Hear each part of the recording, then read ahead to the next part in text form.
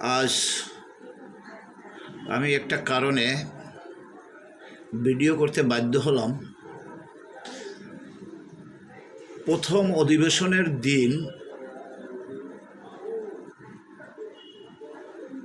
বিরোধী দলীয় নেতারা রাষ্ট্রপতি ভাষণ দিলে তারা সে ভাষণ শুনবে না, কারণ সে ফ্যাসিস্ট সরকার, আওয়ামী লীগের রাষ্ট্রপতি।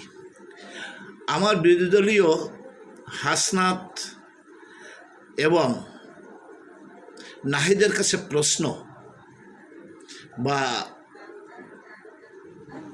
আমি তাদের কাছে জানতে চাচ্ছি যে 5ই আগস্টের পরে ছাত্র আন্দোলন করে আওয়ামী লীগ সরকারকে বিদায় করে তোমরা অন্তর্বর্তী সরকার গঠন করে যখন উপদেষ্টা হলা নাহিদ, তখন এই যে তোমরা বলো ফ্যাসিস্ট সরকার, এই যে আওয়ামী লীগের রাষ্ট্রপতির হাতেই তোমরা তখন শপথ গ্রহণ করলা।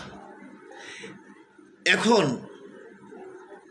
সংসদে তোমরা প্রথম অধিবেশনে যোগ দিয়ে রাষ্ট্রপতি ভাষণ দিলে সেটা মানবা না, তোমরা সেটা স্লোগান দিলা, হ্যাঁ।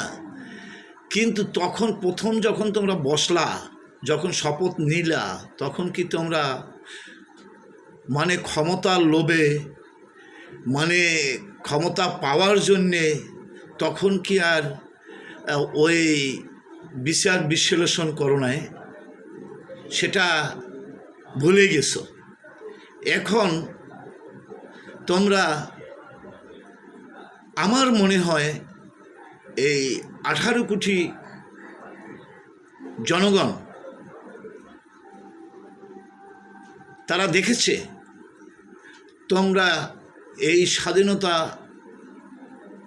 এই স্বাধীন বাংলায় আমাদের জাতীয় সঙ্গীত যখন গাইতেছে তখন সবাই দাঁড়িয়ে সম্মান করতেছে, তোমরা বসেছিলা। তাহলে মনে হয় তোমরা স্বাধীনতা বিরোধী।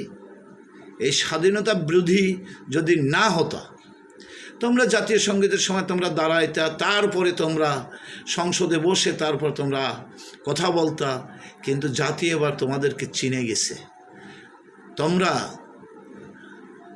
এই জাতীয় সঙ্গীতে তো সকল দলের জন্যে এই জাতীয়তা, এই জাতীয় সঙ্গীত এটা সবার জন্য প্রযোজ্য।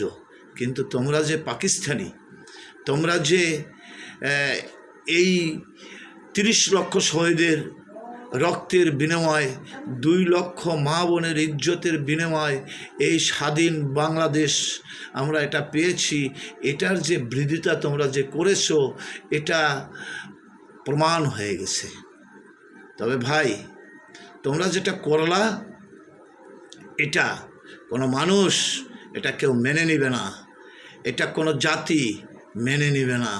তোমরা মনে করছো আমরা যা কিছু করি সবাই ওদের আমাদেরকে সাবাস দিচ্ছে, কিন্তু সাবাস দিচ্ছে না। তোমাদের ডাকে আর একটা মানুষ আর রাস্তায় নামবে না। তোমরা আজকে জাতীয় সঙ্গীত নিয়ে তোমরা জাতীয় সঙ্গীতকে অপমান করো নাই, তোমরা 18 কোটি মানুষকে তোমরা অপমান করেছো। তোমরা এত বড় তোমরা ক্ষমতার বড়াই, তোমরা কি হয়েছো বুঝতে পারলাম না। যাই হোক, আজকের এই 18 কোটি এই মানুষের প্রতি আমি আমার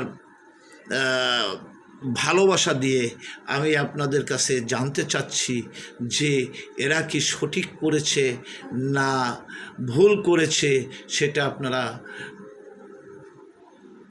জানাবেন এবং এটার বিরুদ্ধে লড়াই করে আমাদের বাঁচতে হবে।